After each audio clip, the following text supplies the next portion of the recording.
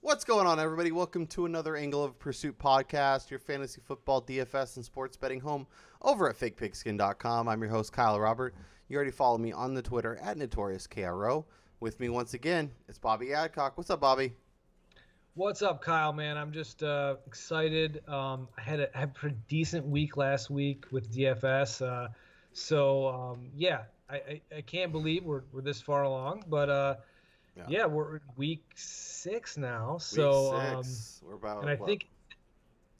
think this might be it could be Jameis in the Bucks week. So, I think I'm right there with you. I'm looking at my plays, and I see a lot of Tampa. I feel like there's going to be some overlap. I feel like there's going to be some trends, but that's a good thing. We're each going to go. We're going to go through the positions like we always do. We're each going to pick out a couple names that we really like. Obviously, if you have guys you are curious, should we play them? Are we fading them this week? And we don't mention them tonight. Hit us on Twitter, Notorious KRO for me, Real Bobby Adcock for Bobby. Slide up in those mentions, and we're happy to help. I'm debating, should I start these two guys or these two guys with my remaining salary? We're happy to throw in our 2 cents. Obviously, we're not going to be right every time, but we both do a lot of studying and a lot of prep and whatnot for this show. So if you want a second set of eyes, a second opinion, we're always around to talk.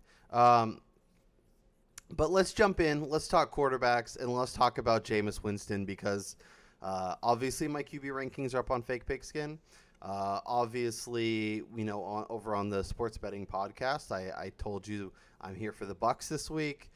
If you like sports betting or just interested in kind of line movement and stuff, make sure you guys are checking that podcast out as well. But talk to me about Jameis Winston, 5,800 against this terrible, injury riddled Falcons defense. Like, I feel like that's maybe it's still too chalky, but I'm all in, I'm all aboard the Jameis Winston hype train this week.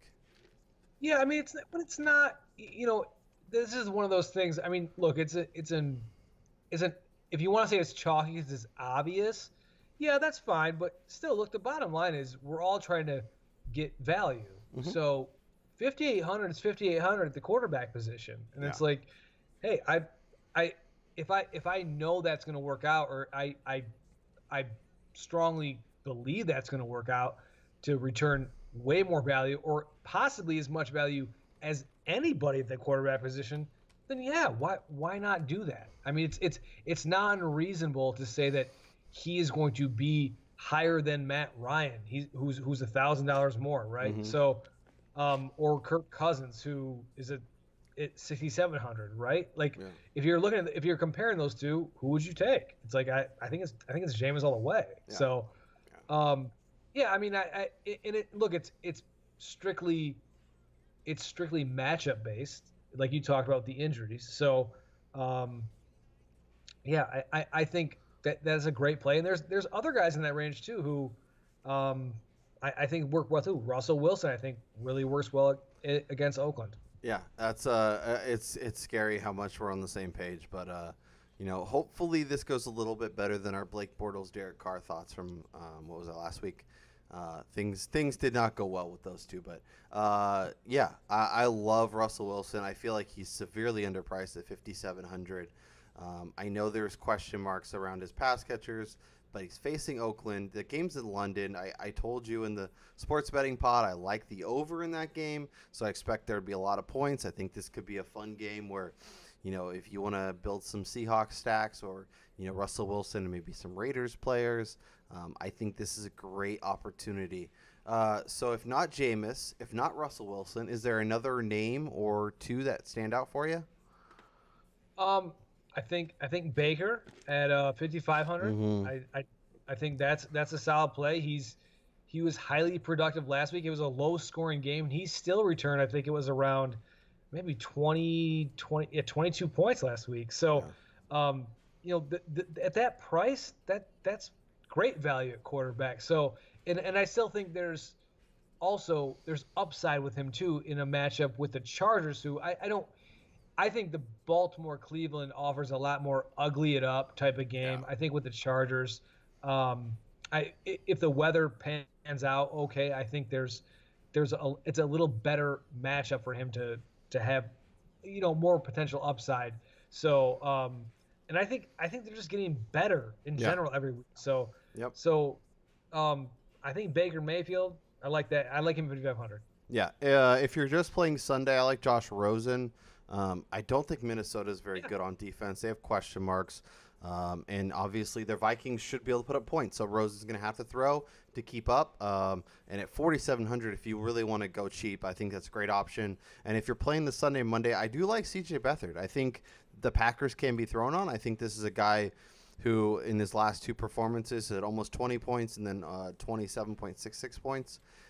So, the opportunity is there. I think you can throw on Green Bay. Obviously, Derek Carr at 5,100, who's $100 less than Beathard. Maybe I lean that way just because I feel a little bit better and maybe the matchup's a little bit better. But, if you want to be a little different, you want to get a little loose in GPPs, I don't hate Beathard either. Okay, I'm not with you there, but good for you. Okay. we gotta be a little different. Let's shift our focus. Let's talk some running backs. Who's the guy that stands out to you the most this week? Well, I mean, so I try to look at the value. I try to look at guys who I can outperform their price strongly, and just let's stick with Tampa for a second. Is it reasonable to suggest this is like Rojo week with Ronald Jones? Is this? No, I think it's 100% reasonable. Okay, I do too. Look, this is one of those things, right, where it's like Seattle. There's not gonna be any like reports to say, hey, he's starting. We're gonna feed him 20 carries. You're not gonna get that report. At least I don't think you are. It's just gonna happen like with Chris Carson or with Mike Davis. They're just gonna turn to this guy and go, "You got the ball." So yeah. And as players, I think especially in terms of DFS, you have to be willing to speculate and take chances like that. And so that's a guy at 3,900 where I go with a dream matchup. I just go, hey, all right. Yep. I think Rojo is a nice speculative play this week. I love that call. Obviously, the beautiful part about a guy like Rojo is he's going to cost you almost nothing. So if it ends up not being the play and he ends up not being great, I don't think he'll completely tank your team. Right. But obviously the upside is there where he could have a massive game. I mean, this is a Falcons defense we've talked about who has been abysmal, in getting injuries, and they've allowed the third most fantasy points to opposing running backs, 34.6. Almost 450 rushing yards, 6 touchdowns on the season. Pittsburgh ran all over him. Cincy ran all over him. New Orleans, Carolina, even Philly with their albatross of running backs. I think that's a great call. Looking at kind of the lineups this week, there was one that stood out to me, and I'm a little nervous to go to it. Based on price, based upon, last time I kind of did this, I got burned a little bit, and that's Jordan Howard, 6,500, obviously on the road against the Dolphins. So, it's not ideal, but I think, the Bears kind of bounce back and forth between Cohen and Howard. I think this is a game where the Bears play pretty well. I think their defense obviously is legit.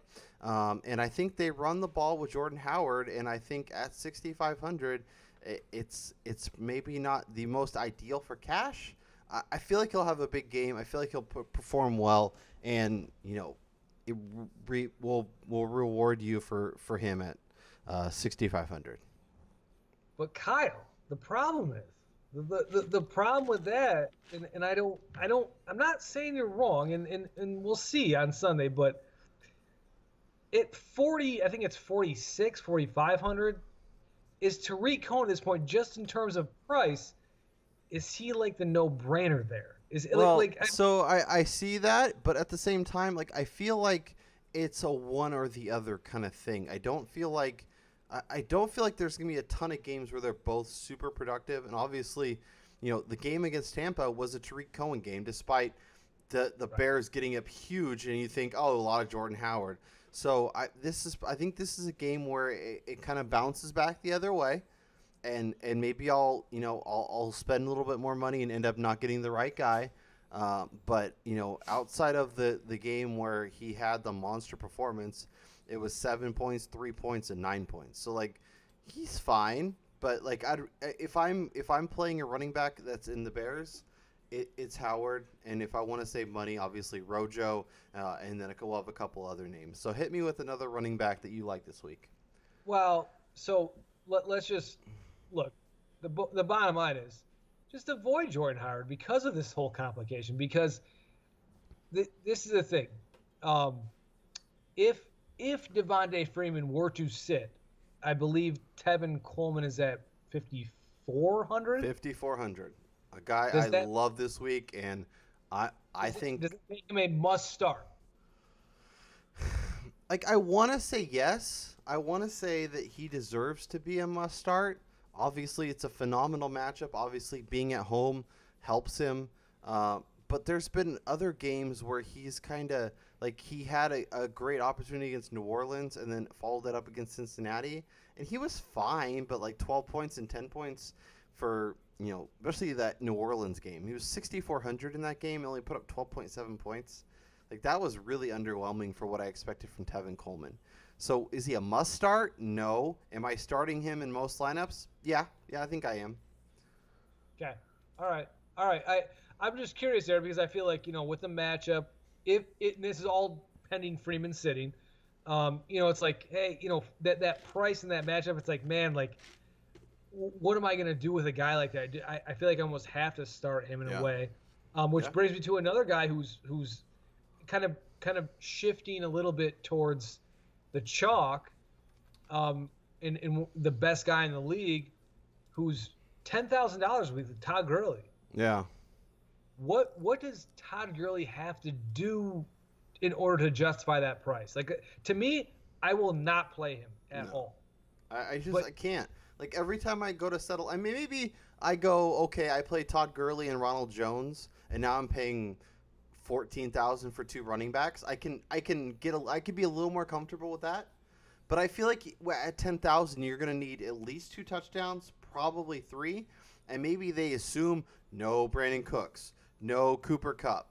Obviously Josh Reynolds is out there, Robert Woods is out there. Maybe it's a lot of Gurley. And he racks up, 180 total yards and 3 touchdowns, and he's totally worth that 10,000. And maybe in GPPs, he's a guy that you could actually go with that might be a little like people might in GPPs kind of fade Gurley, but he might end up being the right play. But I feel like you need a monster game for him to really be worth what you have to spend. Yeah, and I don't think it's. I mean, look, it's not a bad matchup, but I don't think it's like the greatest matchup in the world. Yeah. So. To me, I actually think if you look at the positions, in my opinion, I think there's a little more value at running back, especially with some of the injuries on the board. You could potentially roster Dalvin Cook at 5,700 if he plays. Yeah.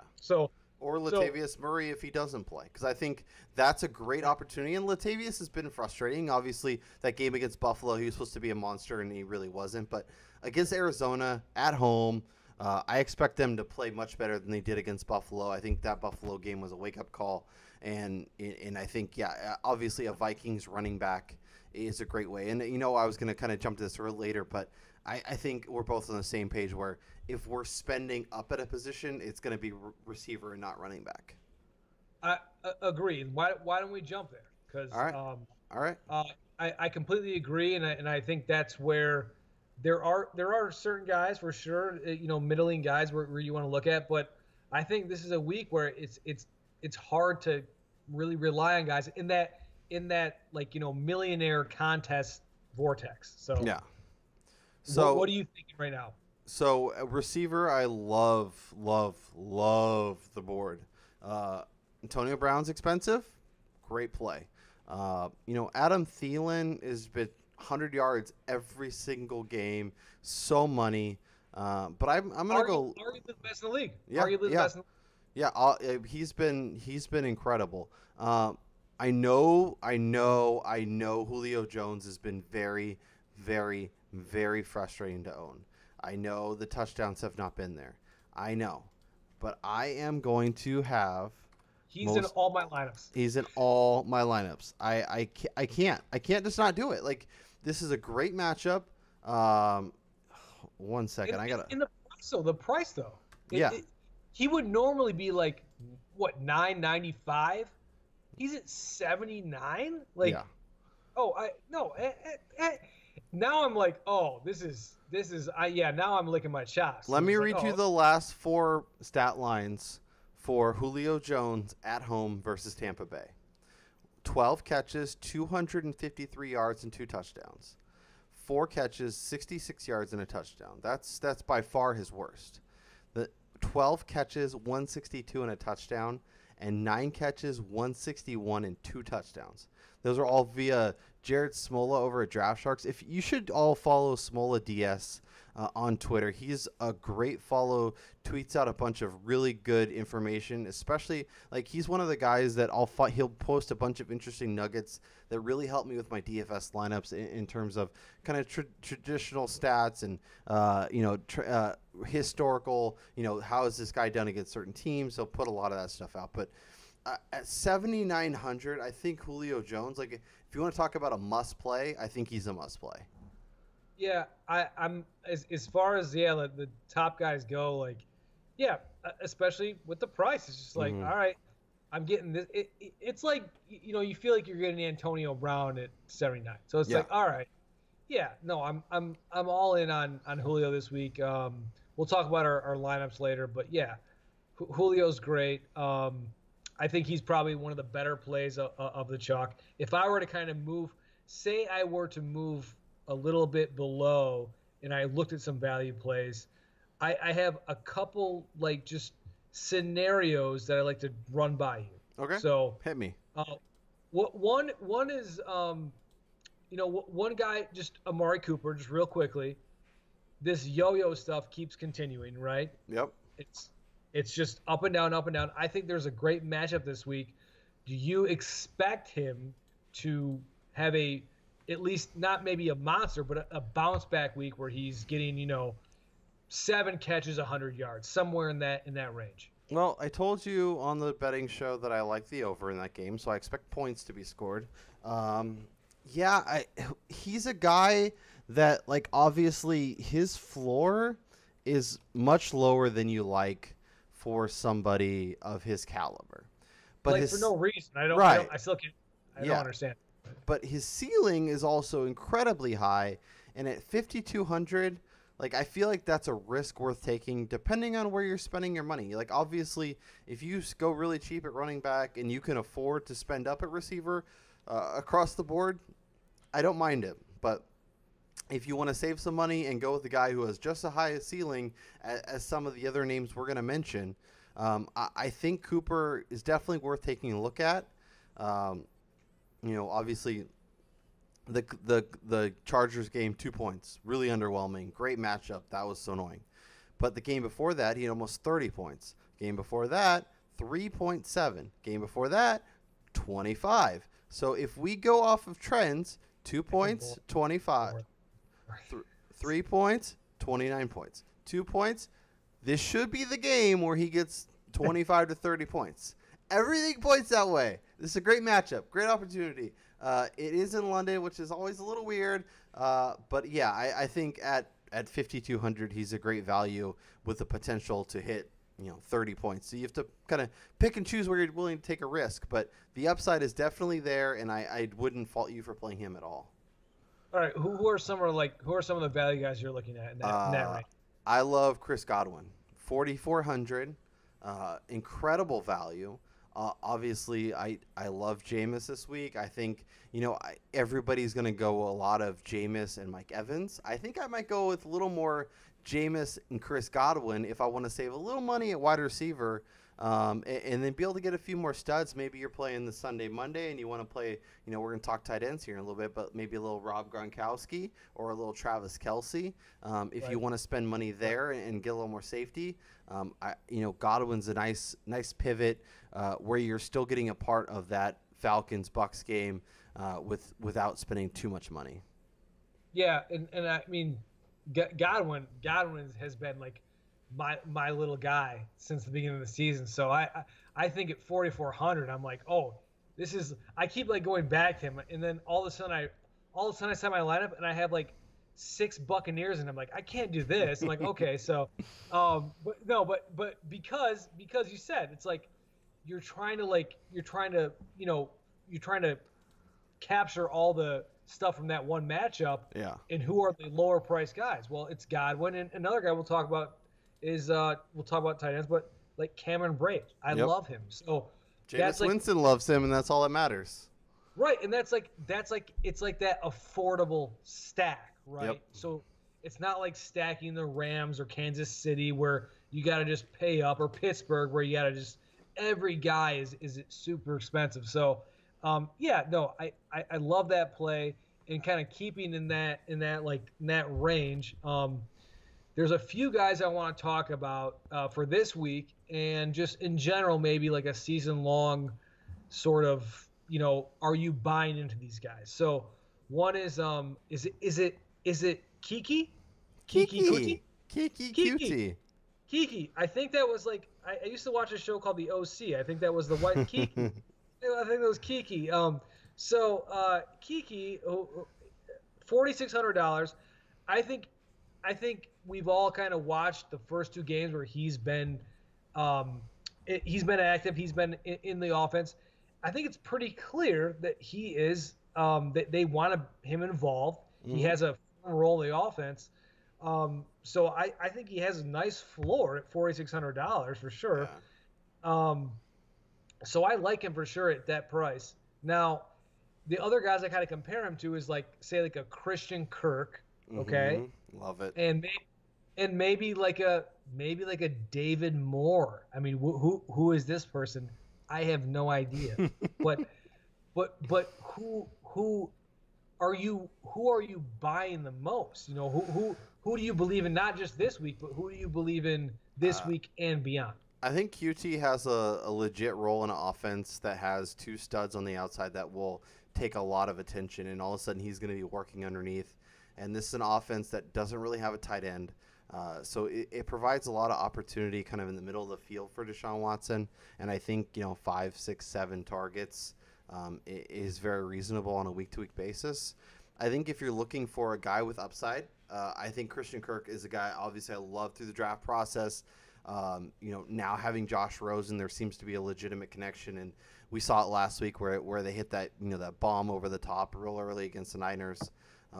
That opportunity is always there. And, Minnesota, we kind of think of them as that incredible defense we saw last year. And that defense is not good. And they're obviously they're missing pieces, and they've, Everson Griffin's whole saga and different things. But let's just say it, underperforming. Yeah, no, they just haven't been good. So I think in a game where the Cardinals are gonna have to throw, and Kirk's definitely a viable deep threat. Like you could start your lineup with Rosen and Kirk, and then just put studs everywhere else, and maybe you throw Ronald Jones in there, and you have this freaking studly team where if the Cardinals can put up maybe 3 passing touchdowns, 1 or 2 of them goes to Kirk, you're going to be feeling great about where your team is.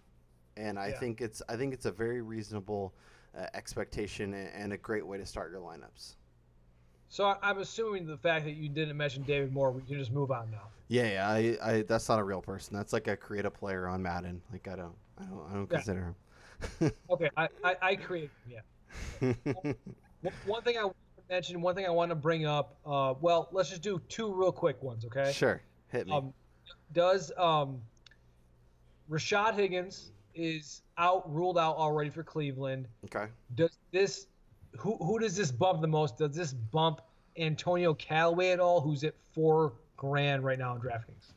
Yeah, I think Callaway is definitely a very nice play, very interesting play. This makes me feel a lot better actually about Jarvis Landry, who's obviously not in that range. He's at 6,600. But if I'm playing him against this questionable Chargers defense, especially on the road, Like I feel like okay, instead of maybe Landry getting 9 targets and Higgins getting like 6 or 7, and then Callaway getting 5, I think maybe Landry's more kind of locked in at close to double digits, if not double digits. So I feel really good about playing him. But yeah, I think Callaway is another nice option that $4,000. Like you could throw him in as a dart throw, and if it works, then great. And if he's just kind of whatever and maybe gets you 3 for 50 and maybe finds if he finds the end zone, all you're seeing are doing backflips. So I think that's a great way to look as well. Okay, and I do agree, and I agree in the way that I think it probably bumps Landry and maybe Joku the most. Yeah. But yeah, Callaway with that price, yeah, that's hey, why not? In going on to like the flyer portion of it, I'm someone who, if any Ram receivers ruled out, I think Josh Reynolds. I'm not going to hesitate. I'm not going to hesitate to put him out there at all. Nope. They immediately, Jared Goff did not hesitate at all to look his way as soon as he was in the game. So they completed passes him. I feel fine throwing him out there if any Ram receiver sits. So that's a guy. Just in case. I mean, not that it's kind of an obvious thing in a way, but I just in case anyone's like, oh, well, he's a second year guy. Maybe they're not on the same page. No, Any guy that's getting opportunity in that offense. Yep. And he came in and he got targets. He made some plays right away. So like obviously he has the ability, and there's already a comfort. So yeah, I'm 100% with you there. Another situation I'm monitoring is Green Bay. Obviously that's if you're playing the Sunday Monday slate. But I think Geronimo Allison is interesting if he plays. If him and Cobb are out again, Marquez Valdez-Scantling is a must play for me. Tons of volume. I watched that game really closely a week ago. It took them a while, especially the first quarter, where it didn't seem like they were running quite the right routes, and a lot of guys would end up in the same spot. But as the game got rolling, and as they had to throw a lot over the second half, I think he got a lot more comfortable, got a ton of work. And obviously, this is a Niners defense that has huge questions in the secondary. So if you can play Marquez Valdez-Scantling or Geronimo Allison, I think you're going to get a really nice play this week.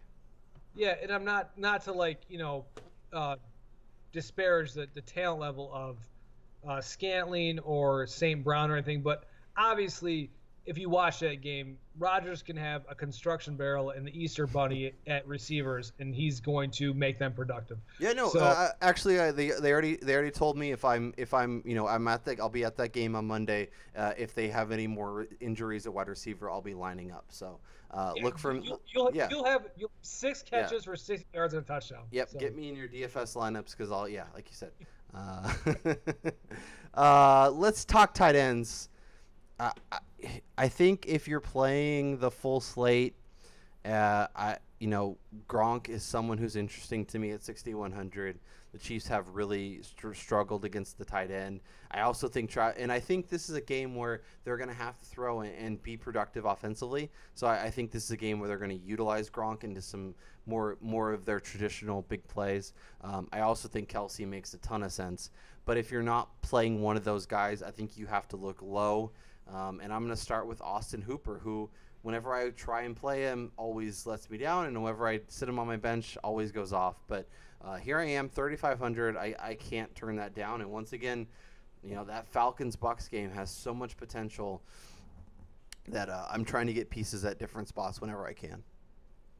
Yeah, I mean, I'm not. I don't generally play the full slate, so I kind of look at just like that million makers slate and go, okay, who am I looking at?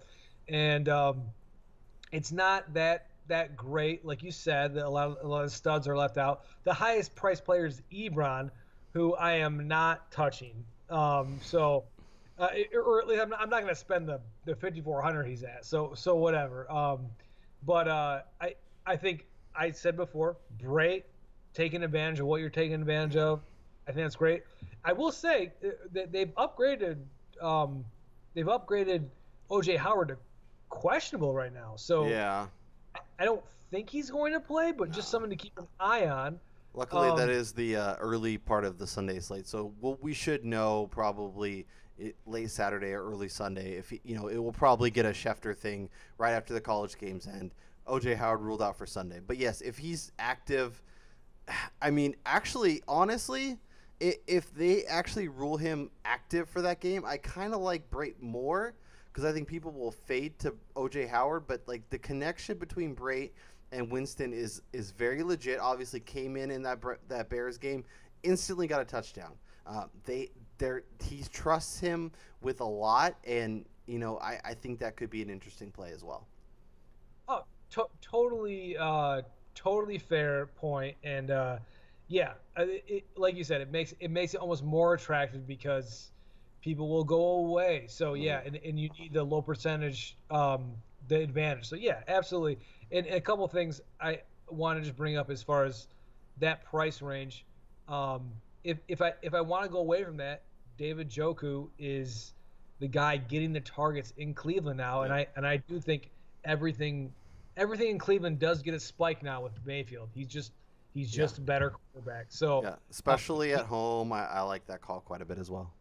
and he's 3,800. He's the second most targeted guy since Mayfield's coming aboard. So and by a lot too. So Yeah.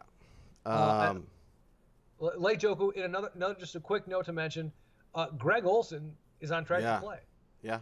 That's a key practice in full today. He's another one that I think could be really interesting, as well. If you're looking to go even cheaper, I like CJ Uzomah, 3,000 this week. The Steelers have allowed 10 for 85 to the Falcons and Austin Hooper. They allowed 10 for 99 to the Ravens. They allowed 9 for 106 and a touchdown to Tampa. They allowed 7 and 109 and 2 touchdowns to Kansas City. This is a team that allows a lot of production to tight ends. So CJ Uzomah is one. And 2,900, Tyler Higbee. If Robert Woods is the only receiver and it's Cooks is out and Kupp is out and it's Josh Reynolds, I think Higbee could be a nice play. And, they have obviously that game against Denver. Denver's a funnel defense. A lot of production has gone towards the tight end. Obviously, the Jets don't have a tight end, so it didn't do anything. But Kansas City had 137 yards and a touchdown. Seattle, that was the big Disley breakout in week 1. So, there's potential production for a guy who's less than 3,000 if you want to save it tight end a little bit. I think he could be an interesting punt play. Yeah, and again, Rams offense for sure. I'm with you there, Kyle. I do want to bring up someone who I'm wondering, is it time to end? I think we may have a shared love affair with this person. I don't even know his price this week. Is it time to just end the Ricky Seals-Jones train? It's devastating in a way. I don't know I want to say yeah. I want to say we should walk away, but the Vikings defense loves giving up production to the tight end, and what's his price? Where is Mr. Seals-Jones? Scrolling. He is 2,700. I mean, just nothing. If you wanna, if you like him and Higbee and Uzomah, like if you want to be at 3,000 or less, I think all those guys make sense, and could be solid. Okay, so rank them for me. If you're looking at tight end, you have 3,000 to spend at the position. You could play Tyler Higbee, you could play CJ Uzomah, or you could play Ricky Seals-Jones. Who are you playing, and then who is the next guy? Can I rank them all last? Wait. So Uzomah, is there another? Is in Cincinnati, is Tyler Kraft involved? Is he part of this mix? I don't think so. Okay, all right. Because in week 5 he had one target. In week 4 he had one target. In week 3 he had one target. So to me, that says and he's actually questionable right now. So I have a hard time envisioning him playing at all. But at the same time, CJ Uzomah, he had 4 targets against Baltimore, but then he had 2, 1, and 2. So it's not like he's been pelted with targets either. So right. All these guys, there's a reason why they're priced where they are. The potential for them to break out, and we look at Austin Hooper, who had one game basically that he did anything, and then all of a sudden he catches 8 balls for 80 yards or something. So there's these guys. If you're playing Russian roulette and you're just hoping one of them hits. Yeah, and so I guess if we're taking everything in consideration, if I'm being realistic and not being ridiculous, I would say that probably the Cincinnati guy with a matchup maybe has the best matchup / opportunity to produce. I don't even know Husama. I don't know. Uzama. Anyway. Uzama. Sure, he's fine. Fine.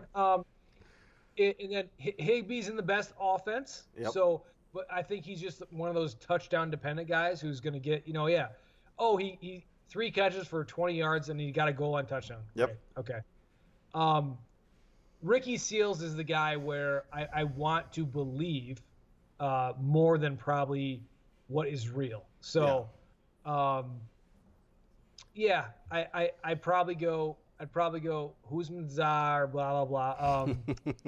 And then probably go I'd probably go Higbee and then Seals Jones last. Yeah.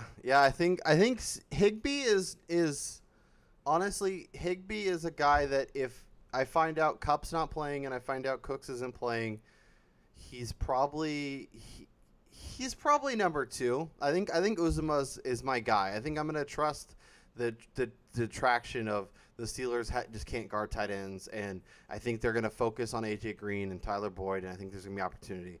I think Higbee is number 2 if I find out those guys are playing. If they're not playing, I think Seals Jones. And if you're looking for potential upside, if you're looking at a little which more GPP and a little less cash, I think maybe I go Seals Jones just because there is a thing where he has 6 catches for 97 yards and a touchdown or 2, and it really helps you out. But there's also a 1 catch for 10 yards and doesn't do a whole heck of a lot. So I think there's a lot more boom or bust there. Look, all that said, Kyle, I'm sneaking Ricky Seals Jones because I can't quit him. So I'm at least. I can't quit you. I can't. At least one more week. I'm gonna roll him into Lions. I know I am. I'm gonna see him and go. All right, Ricky Seals. So all right, we'll see how it goes. Yep. Let's talk defense. Who are the options you're looking at this week? There is no option, Kyle. It's Chicago. Yeah. That's it. The only here's where I'm at. I like Houston. They're $200 more and they're at home. The Bears, I love the Bears. Obviously going against Tannehill, who's been playing like garbage, but they are on the road, which is a little concerning. But yeah, I think those are your 2 options. 3,500, 3,300 make the most sense. I don't hate the Titans against Joe Flacco at home. 2,500 if you're looking to save a little bit of cash, but I think the only ways to go are Texans and Bears this week. So if we're looking at our lineups, break it down for me. What's your lineup? What's your favorite? I know you had a little bit of a debate that you were trying to figure out. Yeah. So basically, I have what I would refer to as a Tampa light stack. Okay. Okay. So we got Jameis at quarterback. I got Rojo at running back, and I have Bray as my tight end. So kind of the cheaper parts of that Tampa entree, right? Yeah. And then running back, my second running back, I have Marshawn Lynch, who I think is in a great spot to have a we didn't talk about this, but is it possible there's a revenge game factor, Kyle? Is it possible? I think it's very possible. And I think that Marshawn could have 80, 90 yards and 2 touchdowns and be a really good play this week as well. So I got him at 5,300, who I think is good. Mm-hmm. I've coupled him with Amari, who we talked about is the yo-yo effect. I think he's in a spot to have another really big game. So yep. Against a bad defense. So Amari at 52, Julio 79, Jarvis Landry at 66 is my third wideout. Brait as my tight end, which I already talked about. He's my cheap Tampa guy. And then the Bears are my D, which I talked about. And then I'm going to I'm gonna set probably 2 lineups, but my flex is either gonna be McCaffrey or Green. Who Green's in a great matchup, and McCaffrey, I think McCaffrey, I think arguably out of all positions and everything, I think week to week he might have the highest floor of any position. Yeah, no, I think especially at that volume we've talked about him, where I don't love him a lot, but for season long, just because the injury scares me potential. But he's definitely a guy that that on a week to week basis has so much volume that he's hard to fade. So my lineup: Jameis Winston. I went Jordan Howard. I went Tevin Coleman. Maybe it's a little crazy, and I'll explain to you a little pivot that I will do with this lineup. And then I go Julio, I go Godwin, I go Juju, and I got Higbee in at tight end, Tyler Boyd as my flex, and the Texans D at 3,500. The one thing I will say is if you don't like Jordan Howard, if he scares you too much, or you just want to spend the money elsewhere, you go Rojo there. And then you can play whatever stud wide receiver you want. You can take your flex and your wide receiver. So you can, instead of having Juju and Boyd, you could go AJ Green and Antonio Brown and feel amazing about your team. So if you want safety at receivers with your upside at running back, that's definitely another way to look. But I think Jordan Howard has a really nice game and is definitely a guy that I like this week. You're a better man than me, Kyle. So that's good for you. I like the lineup, but that Jordan Howard play, we might have to put there may have to be just like the Cincinnati Miami Dolphin bet. There may need to be almost like a Tariq Cohen Jordan Howard bet this week. I don't know exactly what it is at this point in time, but that 6,500, not okay. Yeah, he's a little pricey, a little risky, but I like him. All right, Bobby, this was a lot of fun. Obviously, good to chat, and we'll hopefully you do well. Hopefully, I do well, and we'll talk next week, and we'll catch up and see how everything went. All right, hey, good luck, everybody. And like I said, if you have any questions or anybody you want information on, follow us on Twitter. Torius KRO, Real Bobby Adcock, and we'll talk to you guys down the road.